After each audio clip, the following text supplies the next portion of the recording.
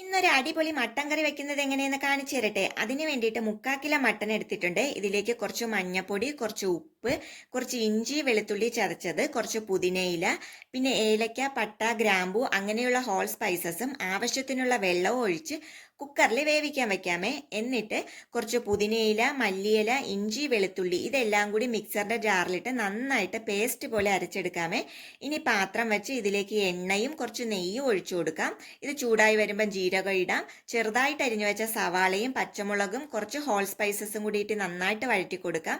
ഇത് നന്നായിട്ട് വഴണ്ടു വരുമ്പോൾ ഇതിലേക്ക് അരച്ചു വെച്ചിട്ടുള്ള പുതിനയില, മല്ലിയില പേസ്റ്റും കൂടി ഇട്ട് നന്നായിട്ട് വഴറ്റി ഇതിലേക്ക് മഞ്ഞപ്പൊടി, മുളക് പൊടി, മല്ലിപ്പൊടി, മട്ടൻ മസാല ഇതും കൂടി ഇട്ട് നന്നായിട്ട് വഴറ്റി ഇതിൻ്റെയൊക്കെ പച്ചമണം മാറുമ്പോഴേക്ക് ചെറുതായിട്ട് അരിഞ്ഞു വെച്ച തക്കാളിക്കയും ബാക്കി തക്കാളിക്ക മിക്സറിന്റെ ജാറിലിട്ട് നന്നായിട്ട് പേസ്റ്റ് പോലെ ആക്കിയതും കൂടി ഇട്ട് ഇതെല്ലാം കൂടി നന്നായിട്ട് മൂപ്പിച്ച് കുതിർത്ത് വെച്ചിട്ടുള്ള സോയാബീനും കൂടി ചേർത്ത് കൊടുക്കാമേ.